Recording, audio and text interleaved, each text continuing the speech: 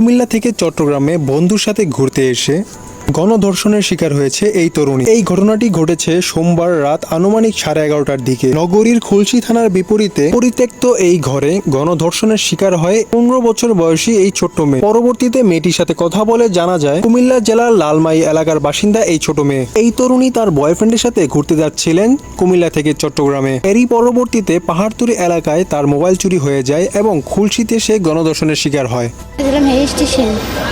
তারপরে দুই ফোলা দৌড়াই নামলে এই জায়গায় 5-6 জনে মিললা অনেক অত্যাচার করছে আমার বয়ফ্রেন্ডের বাইন্ডার, তারপর আমার অনেক অত্যাচার করছে। পরবর্তীতে জানাজানি হয়ে গেলে অনেক ছাত্রছাত্রীরা সেখানে উপস্থিত হয়ে যায় এবং অনেক খোঁজাখুঁজি করে একজনকে তারা ধরতে পারে এবং তার বক্তব্য হচ্ছে সে কোনো কিছুই করতে পারেনি। তার সুযোগ আসার সময় নাকি কোনো একটি সমস্যার কারণে সেখান থেকে তারা সবাই পালিয়ে যায়। উপিট নেই, আমাদের ফিউচার আছে। এরা যদি বিচার না পায় বা বিচার না করে, এরা জেল দিয়ে বেরোলে আমাদের উপর আক্রমণ করবে।